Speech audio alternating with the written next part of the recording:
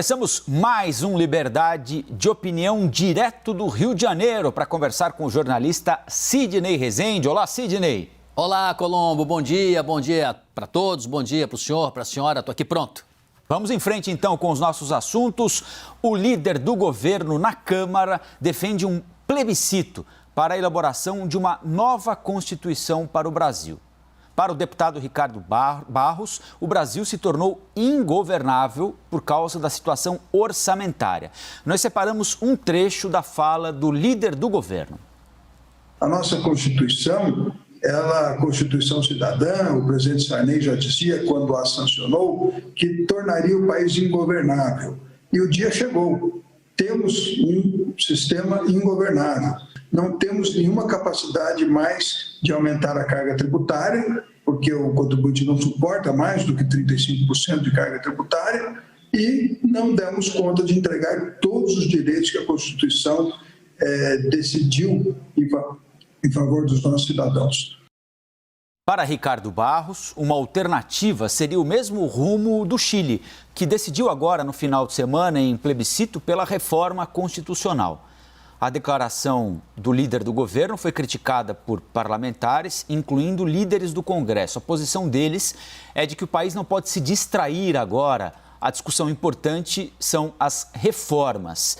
Sidney, qual a sua avaliação sobre a declaração do líder do governo, Ricardo Barros? Ele disse em um outro ponto desta entrevista que a Constituição fala muito em direitos e pouco em deveres. Você concorda com ele? Olha, Constituição de qualquer país, ela pode ser merecedora de críticas. A nossa, ela foi editada numa discussão muito profunda na época, havia uma certa divisão, não uma divisão justa, né, porque teve um plebiscito depois e se optou pelo sistema presidencialista. Mas na época, a Constituição de 88, ela vivia aquela dicotomia entre o parlamentarismo e o presidencialismo. E aí os parlamentaristas conseguiram colocar uma série de artigos na Constituição e os presidencialistas também. Então você, durante um certo tempo, teve ali uma discussão um pouco esquizofrênica, né? Como se uma parte levasse a Constituição do país para um lado e uma outra parte do Congresso Constituinte para um outro lado. Esse é um primeiro elemento. Segundo, que é preciso levar em conta que não tem nada a ver a nossa Constituição com a Constituição chilena. A chilena, essa que agora o povo, de maneira avassaladora naquele país, decidiu por um outro caminho, ela vem de uma ditadura do Pinochet muito dura, muito violenta, e a nossa já no ambiente democrático. A nossa Constituição, que ela ganhou até essa alcunha, esse apelido de Constituição Cidadã, justamente por esse caráter de ter sido discutida no momento de liberdade, de esperança, de reconstrução do país. Eu quero dizer o seguinte, se pode criticar a Constituição? Claro que se pode, por liberdade de opinião, e qualquer um pode fazê-lo, do presidente da República, o líder ou um cidadão nas ruas. Todo brasileiro pode reclamar ou achar que deve-se mexer na Constituição. Agora, inapropriado para esse momento, isso não vai adiante, passa um sinal de fragilidade do líder do governo, passa como se ele estivesse entregando os pontos. É alguma coisa, como você dissesse o seguinte, Colombo, tem uma disputa no futebol e ali a marcação homem a homem está muito ferrenha, está muito dura, está difícil para o atacante dar aquele drible para desfilar o seu talento, né, no gramado.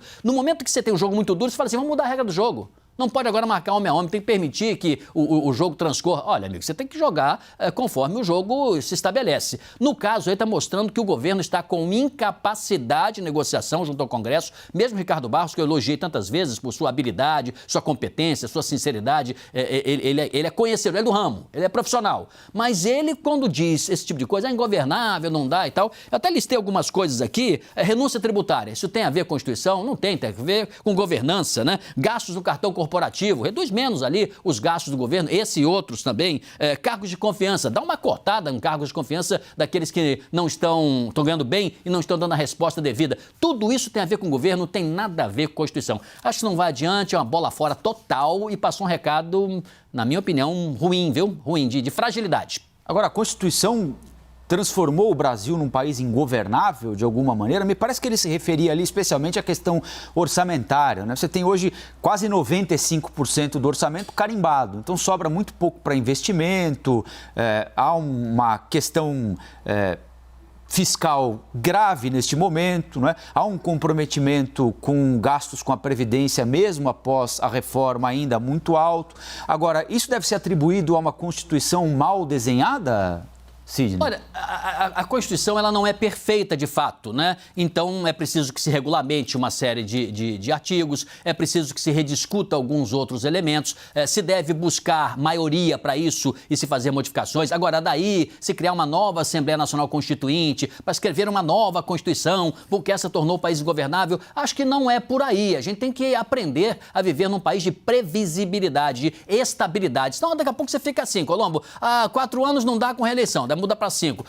5 é pouco, vamos para 6. Daqui a pouco vamos voltar para 4 de novo. Ora, não pode ficar mudando a regra do jogo a todo momento. Esse é um elemento. E o segundo, você é jovem ainda, tem filho pequeno, mas quando ficar adolescente, você vai ter que negociar, Colombo, não tem jeito. Então, se satanizou, por exemplo, governos de coalizão, governo formado por vários partidos, como se fosse resposta para um toma lá da cá, não necessariamente. No mundo todo se tem isso. Negociação, conversa, às vezes noites mal dormidas, dá trabalho. Mas democracia é isso, não é imposição, é convencimento. Quando você não dialoga, você acha que o problema é o que está escrito, é a lei, é aquilo que não te deixa avançar. Ora, amigo, Romário na pequena área, quando era jogador, né? Ele tinha ali um espaço muito pequenininho, às vezes ficava até meio na banheira, mas marcava os gols. Então, é preciso marcar os gols, é preciso vencer nas condições que se tem. Se houver condições, no momento futuro, for o desejo nacional, estiver na agenda, tudo bem, se faz uma nova Constituição. Isso não está na agenda, isso é um casuísmo, é de cima para baixo, bola fora total. Ricardo Barros já perdeu o seu tempo para desgastar e, como eu disse, ainda manda um sinal equivocado. Não acho que o país seja ingovernável por isso. Está faltando mais diálogo, conversa e bola no chão. Um pouco mais humildade e menos arrogância. Agora, mesmo pequena, com 7 anos, a minha filha já está me obrigando a negociar, viu, Sidney? E eu não tenho desempenhado um bom papel como líder de governo, não. Porque ela tem conseguido me seduzir praticamente em 100% dos casos, viu? Mas, Colombo, se você tiver uma boa pessoa como primeiro-ministro ali, fique tranquilo que você vai funcionar isso muito bem. Existem países como, por exemplo, a Dinamarca, que tem o que eles chamam lá de secretário permanente. É alguém da burocracia que trabalha de maneira institucional do Estado e soluciona problemas de relações internas. Fique tranquilo, você está no bom caminho, viu? Bom, vamos em frente aqui, Sidney, porque o ministro da Economia, Paulo Guedes, disse que a política tem travado o plano de privatizações do Ministério da Economia, que poderia ajudar o Brasil a sair da crise fiscal. Vamos ouvir.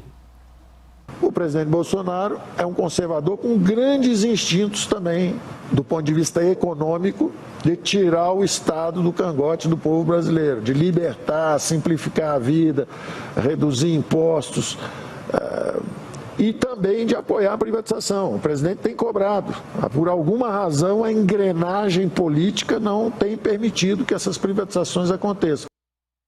Bom, é mais uma ocasião em que o ministro Paulo Guedes reclama da engrenagem política. Recentemente ele foi um pouquinho mais direto, né, quando sugeriu uma espécie de um conluio entre o presidente da Câmara, Rodrigo Maia, com partidos de esquerda para inviabilizar as privatizações do governo. Numa entrevista aqui para a CNN no Brasil, pós-pandemia, a retomada, ele disse que iria anunciar a privatização de pelo menos 4 empresas num prazo de pelo menos 90 dias. Esse prazo já acabou, não houve anúncio algum. É o sistema político que está travando o andamento de privatizações, Sidney? Olha só, Colombo, mais do mesmo, né? O que Ricardo Barros colocou aí no âmbito da Constituição como o impedimento e a ingovernabilidade que ele chama, e o Paulo Guedes, que ontem o Paulo Guedes encontrou o Paulo Guedes, né? Os dois se encontraram e se materializaram nesse discurso. O Paulo Guedes voltou a ser o Paulo Guedes de antes, com a mesma conversa. Inclusive, eu achei muito habilidoso, em linhas gerais, ele muito cuidadoso, no sentido de retomar o seu discurso liberal, fazendo com que se sinalizasse aí prioridades, que são aquelas que ele defende, de privatização e tudo mais. Agora, a velocidade que Paulo Guedes gostaria, ou liberais, ou conservadores, ou aqueles que acham que o Estado tem que ser reduzido, né? Um Estado menor, tem que entender que tem uma dinâmica, assim, na política brasileira. Ela não é assodada, ela não é rápida como funciona. Eu até gostaria que nós tivéssemos uma burocracia menor, um país mais ágil, mais contemporâneo, com decisões mais progressistas, no sentido de desopilar certas relações tradicionais demais e atrasadas, não tradicionais, tradicionais no sentido de você manter o que é clássico, né, para o futuro e serve. O clássico, para mim, são as ações de Estado, né? As de governo têm que ser velozes e as decisões do judiciário devem ser mais rápidas, decisões do legislativo também, mas não tão rápidas quanto entende Paulo Guedes. Então, eu tenho a impressão que ele está repetindo o mesmo modelo. O sinal dele é: não estou conseguindo tocar para frente as privatizações. E ele disse nesse discurso aí, Colombo, que o presidente está cobrando ele, né? E aí, como é que fica a privatização? Eu já disse, privatização só para o ano que vem. Esse ano, esqueça. Isso aí pode estar até na agenda, mas não vai ser tratado. É um ano eleitoral, vai tocar nesse assunto? De jeito nenhum. O secretário especial de desestatização do governo, ex-secretário, Salim Matar, inclusive pediu demissão do cargo, descontente com a lentidão de processos que ele imaginou antes de aceitar o convite do ministro Paulo Guedes para ir a Brasília, processos que seriam mais rápidos, mais ligeiros. Colou muito rapidamente. Juscelino Kubitschek, por exemplo, o presidente JK, né, que criou Brasília, teve uma vez, ele tinha uma pressão muito grande de estudantes da Uni que queriam fazer uma baita de uma greve, e ele chamou o líder da Uni e disse assim: senta aqui no meu lugar. E eles mudaram de lugar, e o líder da Uni sentou no lugar dele e disse assim: vem cá, como é que você faria, como é que você decidiria nesse lugar? E explicou para ele didaticamente como é que funciona o poder, que as coisas não são como acontecem. E depois esse líder, anos mais tarde, já de cabelos brancos, né, que era incendiário, que virou bombeiro, depois explicou quanto aquilo foi importante para poder entender. Então, às vezes, o executivo tem que ter paciência, tem que ter calma, tem um certo charme, uma habilidade, tem que ser sério, tem que negociar, não de maneira truculenta. Com tacape na mão, ninguém consegue nada. Nem a sua filhinha vai gostar se você bater na mesa de uma maneira assim, fora do esquadro. Vai por mim. Ah, não, de jeito nenhum. Agora, privatização é a solução neste momento para resolver a crise fiscal ou ajudar a diminuir a intensidade da crise fiscal que nós estamos atravessando, como disse o ministro? Quando você fala assim, em tese, né? Se eu fosse um liberal, eu diria, claro, Estado menor, Estado ágil, mercado que decide. Mas se você pensar de maneira racional, tem empresas que podem sim, elas serem diminuídas, elas podem ser privatizadas, se pode tirar o Estado daquela função. Em outras áreas, não. O Estado tem que estar presente. Já se sabe que eu sou daqueles que entende que o Estado mínimo, ele não funciona. Eu prefiro mesmo que seja um Estado eficiente, mais moderno, um Estado com equipamentos de tecnologia de última geração, que você tenha uma interligação entre os setores, entre as empresas. Isso é muito importante. Uma área tem que falar com a outra. E no Brasil, Colombo, muitas vezes isso não acontece porque a corrupção impede, porque pessoas que estão ali há anos, não é, mamando nas tetas não deixam, ou porque a sociedade não entende direito o que significa um Estado hoje contemporâneo. O mundo mudou rápido demais, nós estamos muito lentos de acordo com o que está acontecendo. Neste mesmo evento, o ministro Paulo Guedes falou sobre a agenda política dele e do presidente Jair Bolsonaro. Guedes disse que, como um liberal, já sabia, é claro, do lado conservador de Bolsonaro. E entende que essa aliança entre eles foi justamente o que o povo escolheu para governar o país. Eu veria hoje, avaliando meu próprio diagnóstico, quando me perguntavam, quando começamos o nosso governo, o governo do presidente Bolsonaro, mas você é um liberal, você vai entrar num governo de conservadores e é diferente, o presidente não vai apoiar, e como é que vai ser isso? E eu sempre dizia o seguinte: é muito clara a significação, é muito claro o significado do que foi essa eleição. Essa eleição foi exatamente uma aliança de conservadores e liberais. Agora, na economia, o então deputado Bolsonaro nunca foi um liberal, né? O comportamento dele no parlamento, em votações importantes, estavam, aliás, bem distantes de um liberal convicto do ponto de vista econômico, não é, Cid? É verdade, é verdade. Não, inclusive ele é até estatizante, né, quando deputado, mais até do que é hoje. Mas ele escolheu Paulo Guedes, né? Então ele, de certa forma, chancelou essa política, vamos dizer assim, com esta ótica de um Estado menor, um Estado que não intervenha na economia.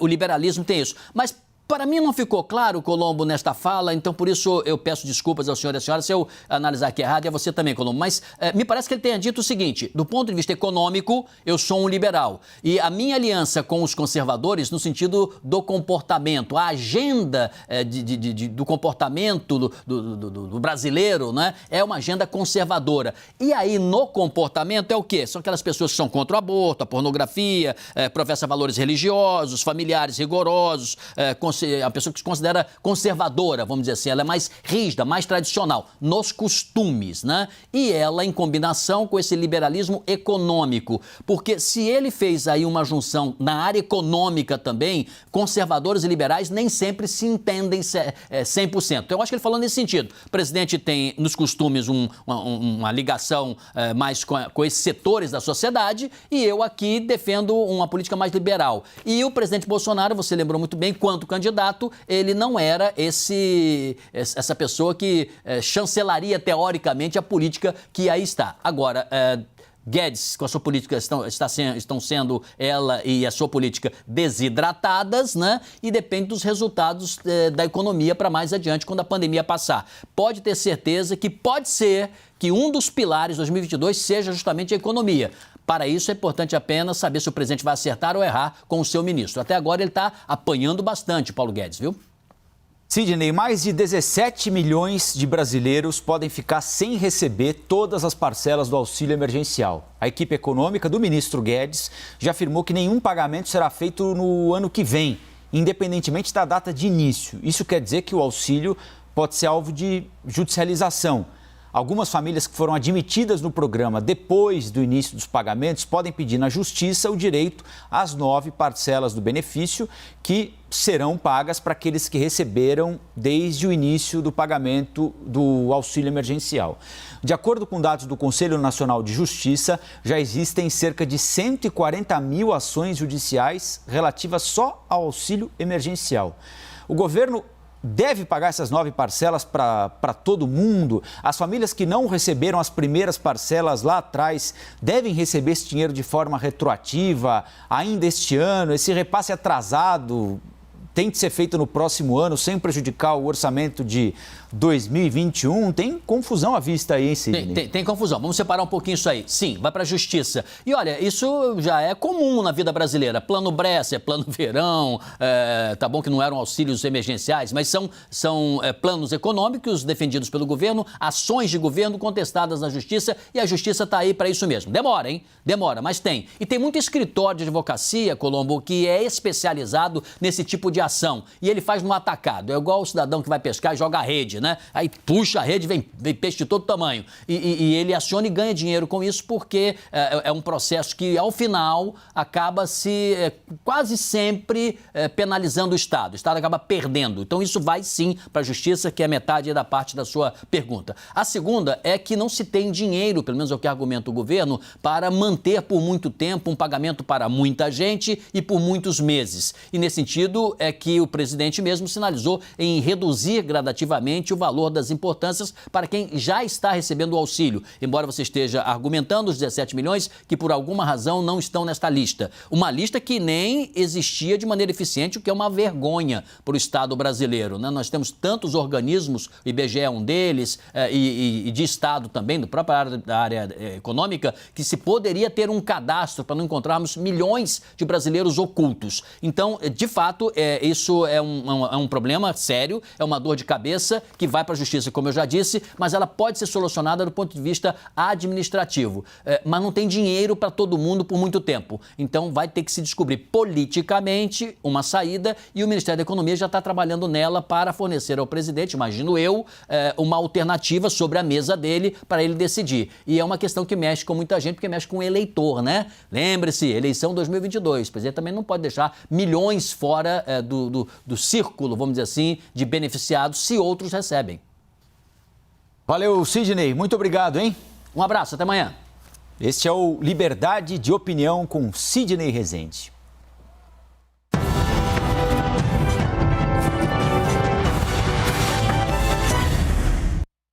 As opiniões emitidas pelos comentaristas do quadro não refletem necessariamente a posição da CNN.